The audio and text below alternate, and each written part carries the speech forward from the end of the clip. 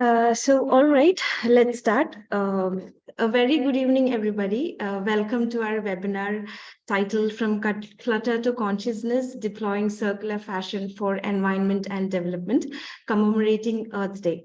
So Earth Day is an annual event celebrated on 22nd of April to promote environmental awareness and action. Like it's a reminder of our responsibility to protect the planet and ensure its sustainability for future generations. Like when we talk about sustainability, it's crucial to talk about things that are harming our earth. And so today we will delve into one of the most pressing issues of our time, the environmental impact of fashion history. It's not a secret that how I and maybe most of you love for shopping and use it for like use clothes for some time and then replace with something else and then reuse, like hardly reuse, and then keep swapping your dresses. So fast fashion has taken the world by storm, and it has come at a cost. Like, have you ever thought, where does this clothes go once you discard it? Like, one thing I can tell as an Indian is that I've seen my mother take a costly dress, use it for like only special occasion, and then after years it gets into a normal wear, and then it gets into something that you wear at home, and then slowly piece by piece it will be a pocha or something that you used to clean at home, and then last stage is somewhere you use it at cleaning toilets or something, and then but this is an old story that I'm talking about. I'm not sure how much this is being used or anybody in this new generation is doing this.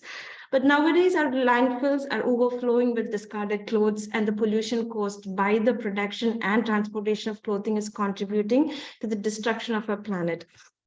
Circular fashion, the concept is actually offering a solution to this problem by creating a closed loop system that reduces waste and environmental impact while promoting economic and social development. So join us today as we explore the potential of circular fashion to get to know about, and also to get to know about some leading actors in India who are playing a role in making this concept possible, and to basically transform the fashion industry and helping us build a more sustainable future. So Sphere India Academy, in collaboration with Goonj, is organizing this webinar titled From Clutter to Consciousness, Deploying Circular Fashion for Environment and Development, as an opportunity to understand the concept and to hear from our amazing line of speakers. We'll hear from them who will be sharing their experience and insights, and we'll also have the opportunity to ask questions and engage in a meaningful discussion. So once again, I would like to thank everybody who have joined us today. Before starting, let me briefly introduce a fantastic lineup of experts, which I'm very proud of, like to have an all-woman panel here. And I'm really deeply proud of all the works that you have been doing. So starting with, I would like to introduce Meenakshi Gupta, co-founder of Goonj.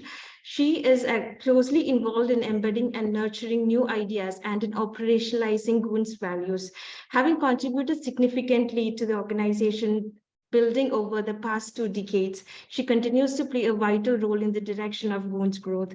She leads on many firsts in Goonj, like building of a reflective learning and thriving framework and the grounds of strategic vision conversations. She is a founding member of Catalyst 2030, a global network of social entrepreneurs. She has been on juries of multiple awards.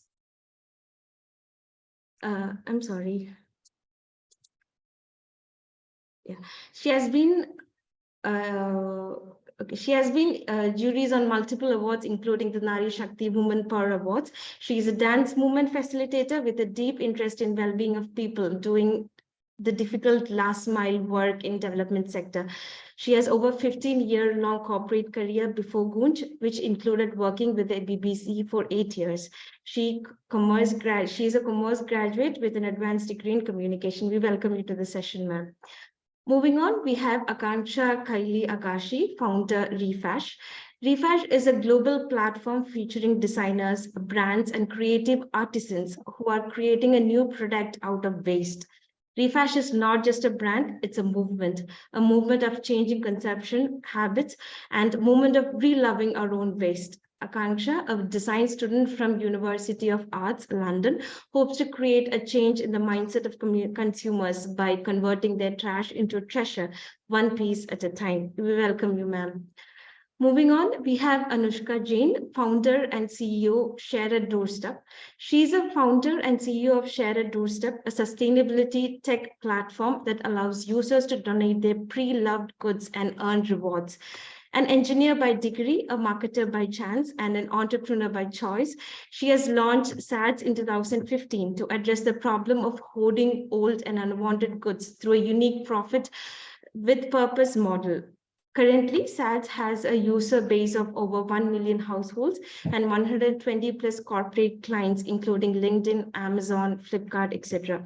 They support 135 plus NGO across 11 cities in India and have recently launched in Singapore. Their mission is to create a world where every reusable item reaches someone in need and doesn't end up in landfills. We welcome you to the session, ma'am. Moving on, we have Sanjana Swarup, CEO, Ekodhaga. Sanjana is an international corporate lawyer turned social entrepreneur and co-founder of Ekodhaga. Ekodhaga took roots when the founder were confronted with the waste problem in India and decided to find a solution for the 51% of textile waste that ends up in our landfills in India. Ekodhaga is the first ethical thrift store with unique close the loop model, and they have built a tandem with their patrons, donors, thrifters, and community. The journey is to build a social impact business have been interesting and challenging. As all the startups, they have good days and days we learn, and we are geared to help India achieve its global sustainable development commitments, Swachhta mission, and promoting women entrepreneurs. We welcome you to the session, ma'am. Moving on, we have our moderator for the session, Ms. Suma Vadva, Lead Communications and Research, Goonj. She is a development and media studies academic with extensive experience as a professional journalist.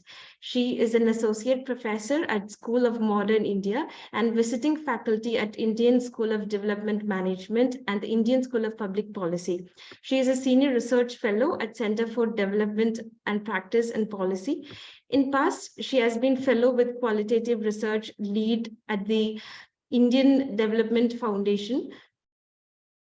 Lead at the Indian Development Foundation. As a journalist, she held senior editorial position in Open Magazine, the Hindustan Times, the Indian Express, Outlook, and Times of India. She is a recipient of Sanskriti Award for Journalism and Press Council of India.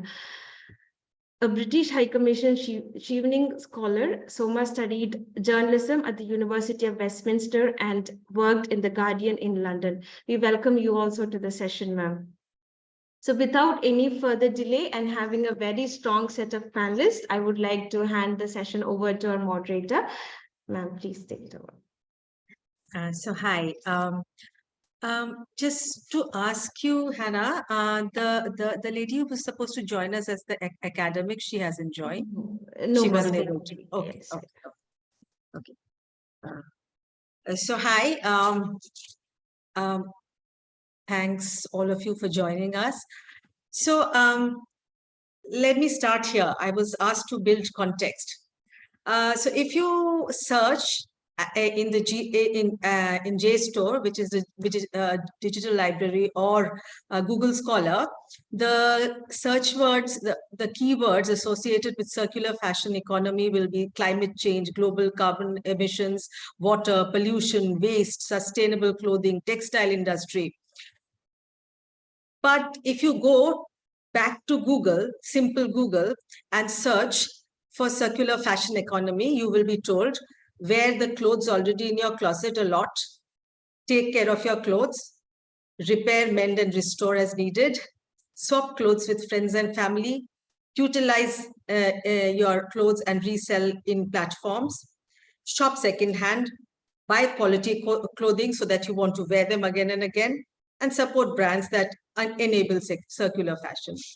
So I was wondering, is it really as doable as this, or is it as complicated and as big as Google Scholar makes it out to be? And I think today we have just the right people to help us find these answers. It is really, I was hoping to start with the academic and ask her, what is circular fashion? Where is its genesis? What is the history? So which of uh, you ladies would like to answer that? Just for people who are sort of getting into this thing, just a quick explainer of what it is, because we have an activist here and we have entrepreneurs. So, and we're all invested in this. So yes.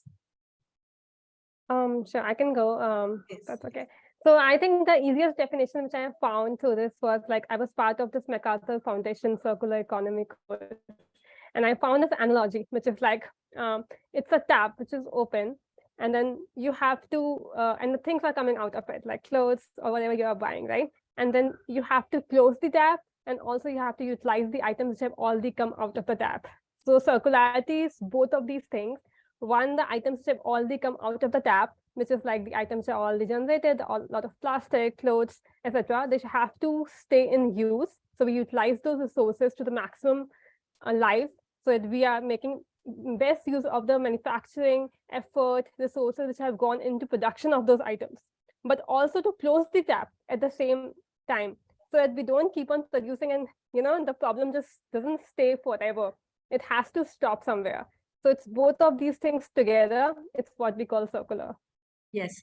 Could somebody start the session with a little bit of the history? What is the genesis of circular fashion per se? When was the term really, when did the term start getting used? And when was it like a conscious, clutter to consciousness kind of thing, when it sort of, became more than just, first a jargon and more than just a jargon in the development world? I think, Meenakshi, maybe you want to, take this question.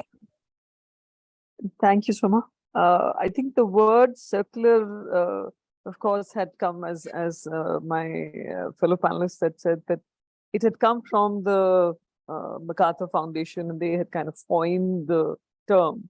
But if I really look into circularity of fashion, I think at least in a country like India, like Hannah was just saying, how clothes have been used and reused, and it is very much a part of the cultural ethos of countries like India, where there is a scarcity of resources and you're trying to sort of make the longest and the most use of it. But there has been, I think, vis-a-vis circularity also from the time MacArthur Foundation first came up with the term, there has been a lot of kind of unpacking of the term over the years, because you were trying to sort of understand where does the whole circularity end. First, it was within the market, then it talked about from production to consumption to disposal. So it kind of started to look deeper and deeper as over the years, as we've kind of maybe had a bigger and bigger landfills of clothes. So it has evolved over a period of time. I think over the last, I would say easily 10 to 15 years. So this is just the right point to ask Meenakshi this. So if you don't mind, the other panelists, I'll just ask her a follow-up question, and then I'll get to you. So Meenakshi, Goonj completes 25 years next in 2024. Over the years, Goonj has arguably become the largest and one of the largest and loudest proponents of a circular economy in the country, and not just circular fashion but circular economy, at least in the activist practitioner space. Did this also evolve over time, or was this the aim from the beginning? And in these 25 years, what have you seen as change vis-a-vis this issue on the ground, both for consumers and for entrepreneurs like these ladies who sort of they're engineers, they're lawyers, so they were not really trained to do this. Obviously, it's still somewhere in the realms of it doesn't have a school for itself. I mean, I don't know whether fashion schools teach this, or whether engineering students learn this, or whether lawyers learn how to sort of deal with contracts such as this. So this is really not it's at a cusp. Maybe it's a multidisciplinary school at some time in the future. But over the time, you would have seen this happening, right, on ground. I am, first of all, I'm very happy to hear more about my co-panelists today, because it Yes. talks about Yes. the evolving of a whole ecosystem around circularity, and how there has been, a younger generation, which is somebody's looking at it from the business entrepreneurial perspective, somebody's looking at it from the activist perspective, somebody's looking at purely connecting the producers to artisans and things like that. So, but to be honest, I think when we started, we were really not tuned into or tapped into this whole circularity issue. And actually, it wasn't even there at that point so much. It wasn't. It wasn't there. Actually, when we started, we were really trying to solve a problem, as all social entrepreneurs do. We were trying to, we found a problem that people didn't have enough cloth. They were part of India which did not have enough cloth to cover their bodies. And it started with the whole issue of people in winters not having enough cloth. Whereas, in a city like Delhi, when I felt cold, I could have 2 or 3 layers of clothes, but another person on the road would not have enough cloth to even survive the night. So it was something so fundamental and so basic that we started with. And we realized, as we went deeper and deeper to understand the story of cloth and what it meant for people, we realized that there was one part of India which was kind of really struggling for this basic, while of course there was another part of India, people like us, who had it in abundance. And Surplus. so we were trying to sort of connect these two dots, build a kind of a bridge between these two parts of the same country. And very easily, we were actually quite surprised that, why can't we fill up this abundance with, why can't this abundance address the scarcity part? And that's where the work really started. But over the years, as we started going into this issue, I'm very happy to see, especially in winters, for example, now a lot of organizations, talk about getting woolens out, getting their extra, blankets and things like that out, because people are recognizing that cloth plays a role. And now as I think in the last, kind of India's prosperity graph and Goonj's work has kind of juxtaposed on that, because we've seen the consumption of clothes go up in cities like Delhi and Bombay and Bangalore. And so therefore people they're consuming more cloth, they are discarding more cloth, while the people in the villages are still kind of struggling for those basics. So it's really been a journey of understanding where those dots can be connected over a period of time. Our learning about cloth and what cloth can do, started with as simple as, like I was saying, winters. But then we realized that cloth for a woman, for a sanitary pad, is a very important thing. For a child going to school, a uniform is a very important thing. Similarly, a whole plethora of aspects of cloth really came up. I'll stop here, but I think that's been the journey. And today, when I see the whole ecosystem here, I'm very happy to see there are many different ways of approaching the whole issue. Yeah, so naturally, the next question is, Sanjana, Anushka, and Akanksha. I mean, how did you sense that there was this ecosystem, you were to be a part of it, that there was a market if you wanted to produce something? How did this come about? It is, I'm sure, more than your entrepreneurs. I'm sure it's more than just wanting to do good. You must have also sensed a market and a demand for it. When did that happen? How did that happen? Sanjana. Sure. So for me personally, first of all, if I can just say thank you so much for having me here. All of these brands that I'm interacting with today, I've heard so much about, and I look up to all of these women here. So it's incredible to be a part of this panel. So thank you for having me. If I can just say a part of our story. So me and my co-founder, we were studying in London, and we were volunteering part-time at this organization called Crisis, which works with homeless people in the UK. And one of the things that stuck with me was at Crisis's 50th anniversary, they said that we are not celebrating today because that just means that 50 years, we haven't succeeded in achieving our goal, which was to eradicate homelessness from the UK.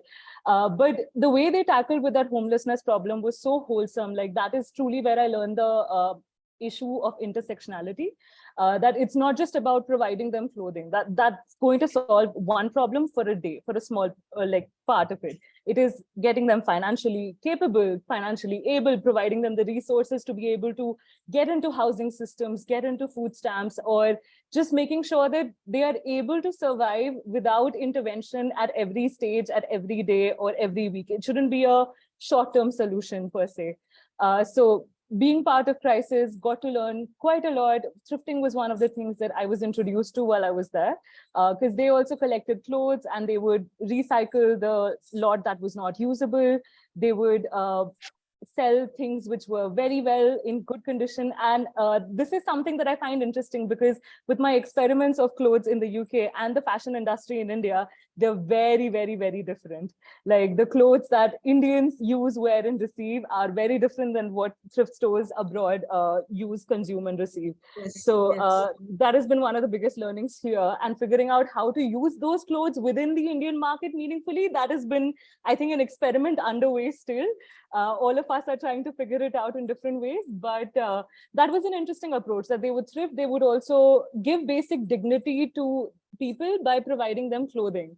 And we would try to make it not as a donation, but try to make it as, it was a shopping experience for them. So we would curate an entire room full of clothes that they could walk around and try on and feel and get whatever they wanted. But that was an important problem, as Meenakshi ma'am rightly said, like some people have too much and some people don't have anything. And like things that we would discard, including undergarments, that is one thing that is intimate. It was in huge demand because people did not have basics of what our closet should be made up of.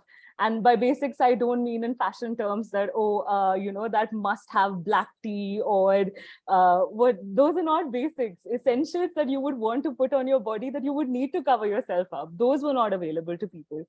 So for us, coming to Ecothaga started with the whole philosophy of trying to figure out what people do with their clothes and how can it be brought to better use. Because they were ending up in the landfills. There was no reliable way to dispose them. There was no proper channel to dispose them. And unfortunately, even while donating, as soon as people hear the word donation in India, like they take out the ones that are little tattered, a little old, like, so Yes. matching those issues, like understanding the issue at scale has been an interesting challenge. But yeah, that's where Ecothaga started. Like we just figured out that there is a space for it, but how to access it. And that's why a single-minded solution wouldn't have worked, which is why we thought that if we're doing this at scale, then we're doing this at scale and we're trying to close the loop. When we say close the loop, we take the definition a little further. We ask our customers to also think about fabric. It is insane that you can buy a t-shirt for $250 because the farmer who grew the cotton to make that t-shirt has definitely spent more to make that t-shirt, to just make that cotton. Then it goes under processing, spinning. So people forget the cost of how goods are made these days. I think we've taken it far too liberally for granted, that how clothes are made, how things are consumed. But it's not the normal way of things, that it's 250 rupees for a t-shirt. That shouldn't compute given the steps that garments go through. So yeah. Sorry. Thanks, No. Anjana. Sorry, you wanted to finish? Sorry. That's it. Thank you. Yeah, thanks, Anjana. No, it's very interesting that you talked about donation at Goonj as the communications lead. I have been told anything else, but no mention of donation. We only talk about contribution, we talk about supporting, we talk about enabling, we talk about facilitation, but at Goonj, we just don't mention the word donation at all. I mean, whatever is given, even if it's the best of your clothes, we don't believe we are in the business of donation and charity. We believe that we are, in a parallel economy, a cloth-based economy, and that's what we are trying to do as activists. But great to see you guys take it to the marketplace actually and make it happen. Anushka, please, how? Sure. So my actually story is quite interesting because it's connected to one of the panelists here, Goonj. They were like one of our early supporters when we started, and I think Meenakshi might not You've know been them. there forever. Yes. So the story started actually when I noticed that my mom used to donate clothes on my birthday every year. And she used to go to the same NGO, which don't require that much. But then that's the nearby NGO. She used to drive to the same NGO, give the same clothes. And we used to do it every on my birthday. And it used to be like a really fun experience. But with time, we figured that the NGO doesn't require those clothes that much. And I figured that there are a lot of places where those clothes can be really used, like as Nakshi mentioned, like on the railway stations and all. I thought, why we are not utilizing these clothes where they are supposed to be used and just like dumping them in a nearby place. So it has to be a better way to like solve this. And the idea was how to have the best utilization of clothes or items we have in our houses, and make them reach to a person who can actually use it. So extend the life of the goods in a best possible way. That was the solution I was looking for with tech. And I dig deeper into the problem and figure that we have like solutions like OLX, where we have, reselling of items that time, but they generally focus on the high value goods, not on the low value goods. And 60% of the items which we have in a household, like on an average 19,000 to 34,000 worth of stuff in our houses, are low value goods like clothes, shoes, toys, books, which we collect and not use. So the idea was how to have them go to the people who can actually use it. And that accumulates to, so if you see the numbers, 85% of these items go into landfill and 45% of these items are reusable condition. So it's a huge number we are looking for. Yeah. And that's what we were targeting. And the idea was how to solve this problem with tech. So we launched a website called Share a Doorstep, which was a tech platform through which people can donate their pre-loved goods easily. And we partnered with Mobility India and Goonj at the starting. Like by partner, I just mean like I was picking the clothes before my Accenture shift and delivering that to Goonj and Mobility India. And Chandan, who actually handles the Goonj Bangalore Center, Anshu connected me to him, and it was like super helpful. I learned all the insights, and I was like 23, 24 that time. So I was just like picking up stuff, delivering there. But that started from there, but then it became much bigger with time when I realized how much impact we are making on environment as well as on social. So it's a twofold impact we are making when we utilize these items. And the whole communication on, like, as we mentioned, that rather than showing people fear or guilt, that, oh, you should donate clothes because you should help, you're doing so bad to the world, we kind of told them the problem which they can relate to, like how decluttering can help them, live a better life, how giving is important for them rather than like just showing them like pictures of poor people, basically, right? So showing them guilt. We realized that the idea is to show them how important it is for you to do this, just to make best use of the resources which you have, and it's good for you as well. And that's a communication we have. Like if you go to our Instagram page, it's very fun, and people can relate to, who are into impulsive shopping, who keep on collecting stuff. And most of our audience are women who kind of teach their kids how to teach the initial lessons of giving. So the idea was to make it a very fun giving experience for people, and then get them delivered to the NGOs across India based on their items they use. So they're used in the best possible way, and NGOs do the best job then further to segregate them further, send it to the beneficiaries as per their requirements. So that was the basic idea. Thank you so much. And Akanksha, when you're talking about your enterprise, can you also give us a little idea of the scale of what we are talking? Are these little boutique things that you're running? Are these big things? Do they have the potential to become big? Or are they always going to be, this little thing that we are doing? And, it's a good thing, but it'll take time to grow. When you're speaking about if you could also, Sure.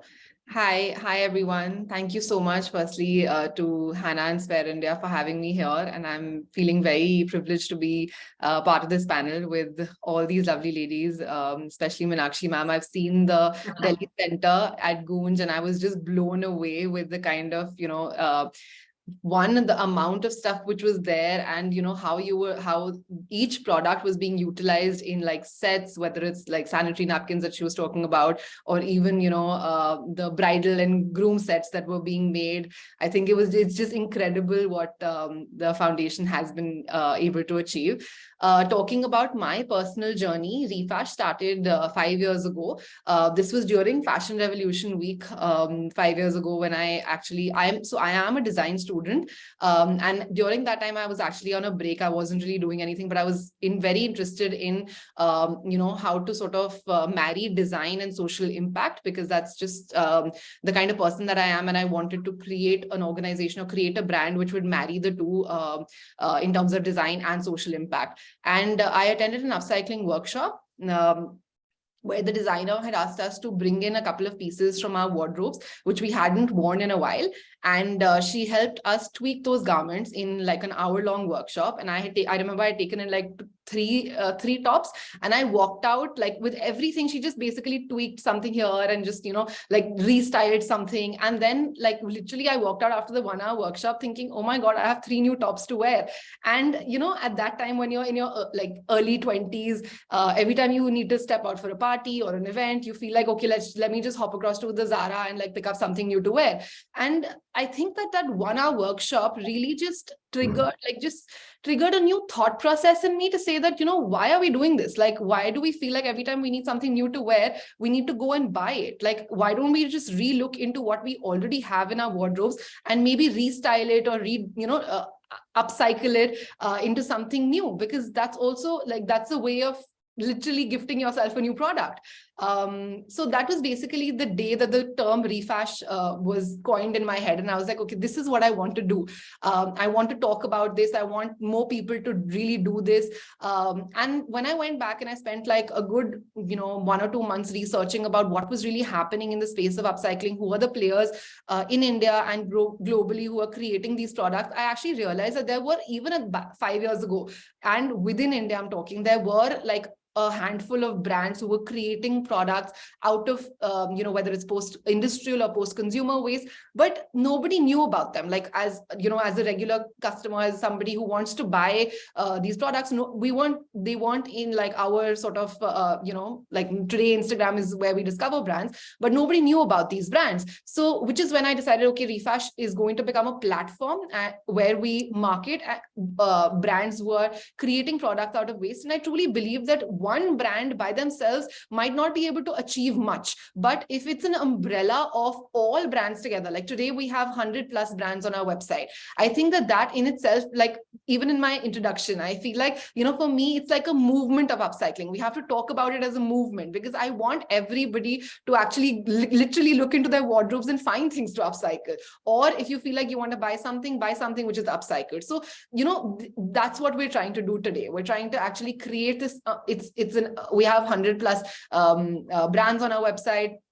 We have close to 4,000 products which are partially or fully upcycled, ranging from clothing to footwear, jewelry, a little bit of home decor as well.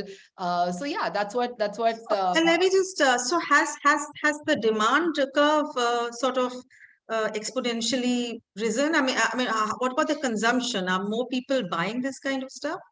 In your experience? Absolutely. I think that from where I started 5 years ago, initially wasn't a retail platform. It was only a platform where I was covering the stories of these brands, because I felt like more people need to know about this. At that point in time, I didn't even know that I want to create it as a marketplace. So how Refash started was like a media platform where we would do stories on these brands and talk about them, so that more people are encouraged to reach out to these brands. And eventually, I think it was during COVID when, it just happened during that time where a lot of people actually started asking us, okay, I want to buy these, where do I buy them? So which is when we turned it into a retail platform. So definitely over the years, I have seen the demand grow. I think also because during COVID, a lot of people started buying online. I think that's when the shift also happened. Now, what I'm trying to ask of all three of you, back of the envelope kind of, numbers, what would have been the growth? I know that, that's why I wanted to speak to the academic, whether there are any empirical studies on this, how big the demand has become for this kind of, or is it just still a very urban fad? Because I want to then lead this to, because I think the way Goonj looks at it is, it's actually taking this cloth and using it as currency for quite something else. And that's like a very different model altogether. But before I get back to Meenakshi and that very different sort of paradigm, I would like to know how big this world is, this world of upcycling and circular fashion, sustainable fashion. Because for a lot of us, it really means very expensive clothes also, organic clothes, sustainable fashion. These are all kurtas which are upward of 7,000, 8,000 rupees in very big. So where is it that you're coming from, and where is it that say a professional woman like me is coming from when I think of these kind of extravagant prices? I would rather not buy it because I can't afford it. So if I talk about refash, we have products starting from 500 rupees also. It's not, and maybe not, you might not be able to buy a piece of clothing at 500 rupees, but clothing upwards of 1500 rupees, definitely we have on the platform. I think that in terms of, if you're looking for a number in terms of, we do see a growth year on year. I might not be able to give you an exact number of how much the growth is year on year, but it's also upcycled fashion is not even though we have that prerequisite that or the notion that it's more expensive. I think upcycled fashion is not something which is as expensive.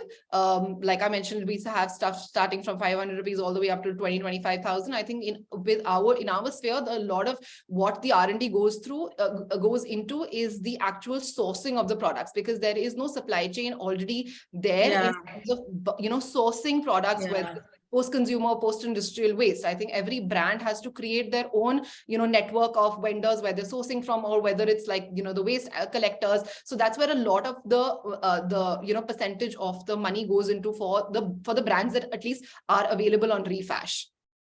Yeah, thanks. So if you don't mind now, I'll get back to that world where this cloth is not just being sort of offered to people who can buy it again and wear it again and upcycle, but actually the Goonj sphere where it is. Could you just tell us a little bit about cloth as currency? That pioneering work that happened, and how that is growing and that is giving another kind of meaning to circularity in fashion. So thank you so much. And it was very kind of heartening, like I've said earlier as well, heartening to hear about the various initiatives which are coming up. And I think as India takes up the trajectory of growth and it becomes more prosperous, I am sure that these initiatives will see, like I was saying, even earlier, we've seen that kind of a growth of the work purely because India is growing. There's a part of India which is becoming more prosperous, has a lot of extra income, extra money to spend on buying new clothes.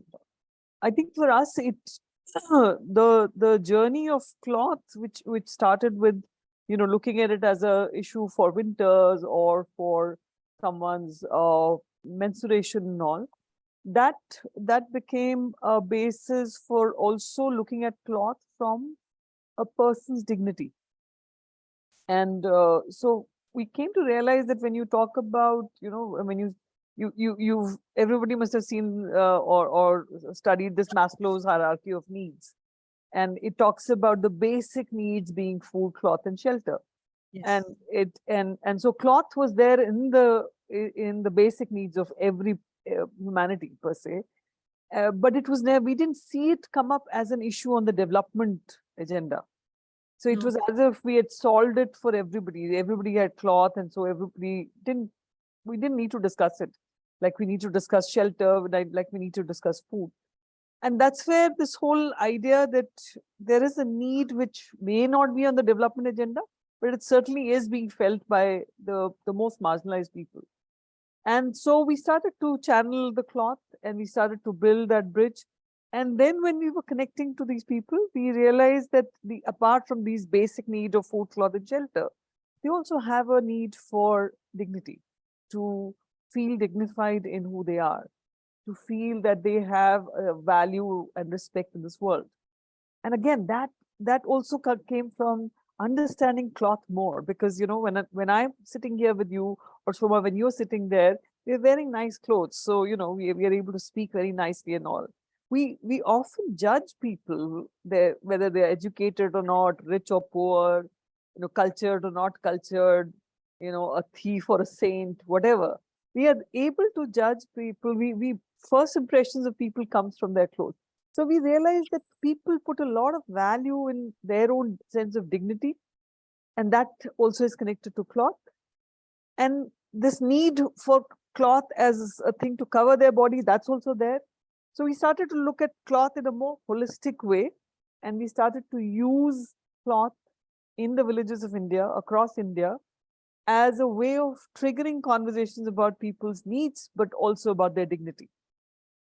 So typically we would go into, we still do that, we do it at a big scale across India.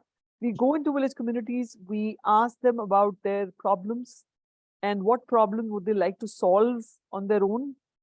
And when people come together, get mobilized to solve that problem, as a reward for their efforts, they receive cloth and other material. So in effect, it is addressing their basic need of cloth, but also addressing their basic need of dignity. So that's how we come to trigger a bigger value out of what the world calls their, donated cloth or, surplus or not needed cloth. We've, without putting much technology or much, processes into it, we were able to trigger a value add out of cloth, which was 5 times bigger than what, just changing cloth between or exchanging clothes between you and me would happen. Yeah. So now let me, because we don't have too much time, now let me put it to all of you. You do know that there are also critics for everything and for this. And so on the other side, the thing would be, why do I need to wear upcycle secondhand stuff? I mean, why? When I can get that 200 rupees t-shirt, why should I do that? I mean, I am not here to solve every problem at the marketplace, and the marketplace really is not the place to solve all problems. There are problems if a farmer is spending more money producing something than I am buying it. 1. 2, you are finally, whatever it is that you are doing, finally you are dumping discards from here to a poorer thing. A whole lot of these thrift shows, I'm sort of just putting in, there are bouquet of criticism, not fired at. The way the West has, the Salvation Army, the thrift shops, that whole model, it's, you are basically picking out the cherry picking and keeping the best ones for us to buy back again. The bad ones are going to all the African countries. So again, it's like it's a model gone awry. The intentions are all very good, but look at the implementation. So what would you really say to something like this? So why should I wear secondhand clothes? Why should I have to solve the farmer's problem by buying 7,000 rupees kurtas and organic cotton kurtas? Why should I contribute? Am I really contributing to dumping, discarded clothes somewhere? And 4th is, of course, the 4th I really would want Meenakshi to. So would then circular fashion have to be defined and implemented and understood differently for the developing economies vis-a-vis, as against developed economies? So I think the first 1 or 2 points, if you could, if the Sanjana, Anushka, or Akanksha wanted to, and I think Meenakshi can sort of give us the larger perspective. So if I can start by adding to what Anushka had said earlier about closing the tap and utilizing what is in the bucket already. That is the biggest reason why we should be purchasing secondhand or sustainable or reusing, upcycling, all of those. Just because, and this is going to sound counterintuitive, but even as a business, we do tell our customers when we're talking about sustainability, is that those R's that we had studied in school, those were not just for reference. Those must be utilized in every day. And the first R that we should be using is refusing. It needs to start with saying no to mass consumption and mass production. Then we can move on to the next steps. But while mass consumption and production is happening, it is important for people who are aware to participate in circular economy. we have to at some point move from the linear economy, which talks about just a use and throw model, to a model where we can utilize things to its fullest extent, and then figure out a constructive way to prevent it from ending up in the landfills. Why is that the only sentence that the clothes get? There is utility. There is like with Refash as well, what they are doing with upcycling and connecting livelihoods to that.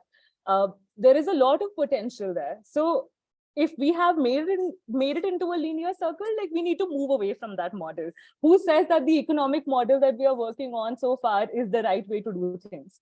Just because it's been happening for decades and centuries doesn't mean that it should continue here on forward as well. It's not suitable, it's not sustainable for the future generations if we continue working as things have been going. So that would be my biggest argument of why we should purchase secondhand, why we should thrift or upcycle. To answer your second question, why we should be involved in problems, because I feel like we're not asking the questions, and we are involved in the problem. We are part of the problem. If we are purchasing on a bad day, we are like, we just want to do some shopping therapy and all, we are part of the problem, but we also have the potential to be a part of the solution. Just asking the right questions to the brands. It's I get your point when you say that a 7,000 kurta is not affordable, or it's not the right price for a lot of consumers to purchase. So sustainability cannot be scaled at this rate. I understand that concern, but at the same time, reducing the price, like brands are not keeping that margins for themselves. If a brand is allocating the correct margin to the manufacturer, to the people who make the garment, to the producers who get those fibers to us, turn that into fabric for us, turn that into garments, the people who print it for us. If we're involving people in the value chain and providing them with like appropriate living wages, then that particular item is going to cost 7,000. It has gone through. Especially when it's not made in bulk price, bulk quantities. You know, obviously, like, you know, the same product that you'd maybe shop from a Zara or a Topshop might be made in some like lakhs of pieces, but this particular brand is possibly just making 10 of them. And hence that's one of the reasons why it's what it is. Sorry, I just No, please. I think it's a common, it has to be fought commonly, this battle, and together with all of us shouting over each other. Yes. Thanks. And Anushka, do you have anything to add? I just want to add, I think most of the points are covered, but just on the consumer behavior side, I think why this is our problem and everyone's problem. I think obviously we know how it's affecting the world, how climate change is a big problem, and it starts with small steps. But what I see the psyche behind when people start this small sustainability journey, like they start with a small action, like, you know, taking care of the clothes being used for the full maximum life they have, you know, small actions, they go forward in the sustainability journey. And I kind of say it's like we are all shades of green and we are moving towards from a lighter to a darker shade. And that's what we have seen, like people start with small actions and they move towards bigger actions in future. So that's what we require. And I think giving away your clothes or like donating your clothes or recycling them are the easiest way you can start your sustainability journey or like go forward in that journey. So I think it's also psyche behind and consumer behavior change as a mindset altogether. So Meenakshi, the mic over to you. And my question is, so does it have to be different? So one thing that I think they were not, the dumping, you know, that criticism that, you know, are we dumping? And second, you know, is it then going to be different mean different for developing economies? Shuma, I think, you know, taking in all the points which were made earlier, I think we have to look at it when you look at the issue at the macro level. When Goonj was confronted with the issue, you know, working across 27 states of India and working with thousands of tons of cloth that we do, and even other material that we have, I think we needed to understand that this is also talking about an economy which is going through a certain phase. And India is at a certain point in its growth journey, as I was saying earlier. So I think if we were to compare what say the West does, because, you know, there you have the whole campaigns on minimalism, you have a whole talk about, you know, thrifting and all. It's a very, very, very powerful culture around that. But I also want to bring the point that India, Indians in cities like Delhi, Bombay, and all are new in comparison to prosperity, new in comparison to buying and consuming per se. We come from a culture where at least, not more than 2 generations back, our mothers and grandmothers and families have recycled stuff. So we are familiar with that kind of culture.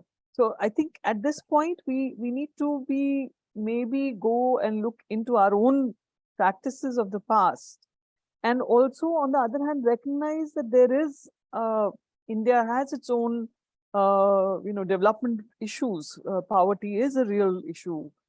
People are struggling for the basics of life. And so when we look at circularity, is it going to be in the same circle, in the same loop, Yes. or does it need to do more? Can it do more? And that's what Goonj has been trying to do. Can we look at the issues of India, whether it is water, whether it is sanitation, education, and that's what we've tried to deploy the cloth, deploy the urban material, the surplus material, to be able to address the needs of people, but also bring them dignity, bring infrastructural development and all of that. So I think as we are also learning our own ways of doing this better. And I think we are much, I would say much ahead of the West in this culture, because we already come from that culture of reusing and like Hannah was saying, I loved Hannah's example of saying a mother's dress and then how it gets slowly turned into something else. So we are familiar with that. We just need to remember that. We need to revisit that and also deploy circularity for much more than just between, within the market loop. How do we extend the circularity to solve the issues of livelihood of women, for example? Women who do not have a lot of skills, women who cannot go out and work, women who have maybe a sewing machine, and that's all they have. How do we get circularity to make their lives better? How do we get circularity to bring livelihood to them and their families? So I think we need to look at circularity and circular fashion and really think of how it sits in the context of what our country is all about. Yeah, I completely, how can I not agree? Thank you so much. I mean, this has been a wonderful panel, and we've got to see it from both sides. And Hannah, are there questions now, or we are almost through time? I would. Yeah, we are almost through time. And if there is any questions, people can either raise your hands or put it in the chat box. I see that Sanjana's already been answering questions on the chat Yeah, box. so I had a question while she was talking about it, so how do we ensure like all these big brands, like how, like we don't know where they actually get the like a layman like me, like we don't know how they get the fabric from. So how do we ensure that they're actually being paid, or it's not just like their brand value, like the price is so high? Is it just because of the brand value, or actually they're contributing to all the actors who come in middle? Yeah, so I've got your reply, and yeah, again, so we have a question in the chat box. What is the general public's perception of using second-hand clothing, and how do people feel about both donating and receiving such items? I think that this is the question that I had asked of Akanksha and the three, Sanjana and Anushka, that, why would anybody want to take it up again? I mean, this whole thing about second-hand, please. I can see. I think we have been taking a lot of second-hand clothing from the cities across India, and we have been reaching it out to people for their basic needs. So over the years, what has happened is that it was not for us. It was not what we did was we not just take and give it out to people. We also talked to the people who we were taking from about their mindset about giving. So as you said, Soma, to move it away from those demeaning words like donating or beneficiaries, and talk about contributing, to actually say that you're not really donating what you've already worn and, you don't want it anymore. You're actually discarding. So it is that kind of calibration of somebody's thought process and the mindset of the giver.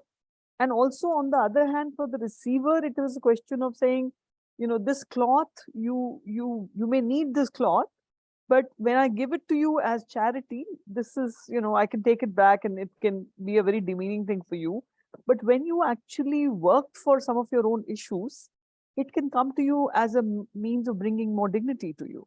So you see, the point is that even when you go and see someone in a village or a rural community, they're not, the clothes that they're wearing are not being, they didn't pay for it the same money that you and I would pay for a trouser or a shirt. So they are in any case tapping into some kind of a cloth, unorganized cloth market, second-hand cloth market. The matter is that how do we actually use that giving somebody a piece of cloth to cover their bodies as something more than just that? And that has been a great experience. People in the cities have responded over the years. The giving patterns in Goonj have really changed because people are giving more mindfully.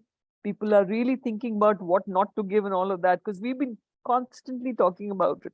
And in the villages, of course, people have built bridges, cleaned lakes, and all kinds of phenomenal work that you can't even think of that, somebody would do for a shirt and a pant, And that's because we've talked to them not about the cloth or the material, but also about their dignity.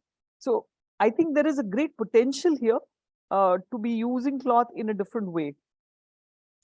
So, Hannah, if you permit me, I would like to say thank you to everybody. And, this conversation has made me so hopeful about the future. And it has made me remember something from the past. My Dida, my Nani, would always tell me, she's no more, that, when you're giving something to somebody to eat, or you're giving something to somebody to wear, always make sure you can eat it, you can wear it. So I think it's always been there. Thank you for reminding me that it was always there and it is going to remain and grow exponentially larger and scaled up. Thank you so much. Thank you. All right. Yeah. Akanksha, did you want to add something? I actually just wanted to say something else about the last point that we were talking about in terms of somebody purchasing something which is made out of material which was possibly waste or discarded. I think a lot of times, at least with the products that, with upcycled products, I think it's also about how evolved a customer is. I think that, when you look at an upcycled product, a lot of times it's actually made using material that it's only that bit of that material that's actually there, that's made into like an upcycled jacket. And it's only that one piece. It's literally a unique piece that nobody else will have. I think that if, as people are getting more aware, they're actually flaunting that. They're flaunting that this is an upcycled piece. It's one of a kind. It's not like something that's made in like, tens of thousands. You can't just walk into a Zara and buy it. I think that as we talk about the need for us making conscious choices and conscious decisions and supporting brands that are, doing better, I think that's because customers are now asking the right questions and also informed enough to make these decisions to say that, I want to wear my upcycled jacket tonight because I want everybody to talk to me about it. And it's also a conversation starter. So I think that with more and more awareness and more education, I think that customers are also getting evolved and are now taking pride in buying secondhand or upcycled. Thank you so much. That was a very valid point. So I think we have almost come to the end of our session. We are a bit beyond time. So I will quickly close the session. So I'll actually get into a formal word of thanks to all present over here. So on behalf of our organizers and attendees of the online webinar, from Clutter to Consciousness, Deploying Circular Fashion for Environment and Development, I would like to express my heartfelt gratitude to our esteemed panelists and moderator, for taking the time from your very busy schedules. I know, being the entrepreneurs and activists that you are, from your busy schedule, thank you for taking your time to share the knowledge, insights, and experience on this very important topic.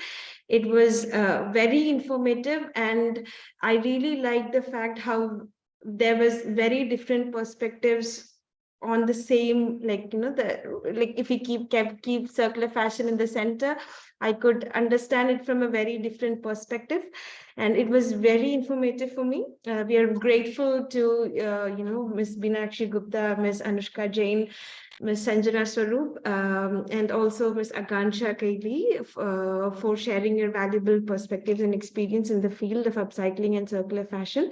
Your contributions have been invaluable and inspiring to all of us to adopt sustainable fashion practices that will have positive impact on the governing in the environment. We are truly inspired by your work and that you're doing, and the social impact, most importantly, the social impact that you're creating through your initiatives. We would also like to extend our gratitude to our moderator, Ms. Suma, a lead communications of and research from Goonj, for skillfully guiding the discussion and ensuring that it remained very informative, engaging, and insightful. Also, I would like to thank our collaborator Goonj for realizing this webinar and for all the background supports, guidelines just given at various stages of the planning. Thank you so much. We had a good time working with you. Once again, I would like to thank all the panelists and all the participants who have given your time in attending this webinar. I believe this was very informative for you also, and at the same time it kind of triggered some mindset change in you also. So thank you all once again. Sphere India Academy, we do conduct regular webinars on interesting topics every week. So our upcoming session is on school-based resilience. So if you would please join us sessions in the upcoming sessions too. Thank you all once again. We'll be sharing the recording in the YouTube, and also the reports of the session will be shared across. Thank you so much. Thank you so much. Thank you, Hannah. Thank you so much. Thank you,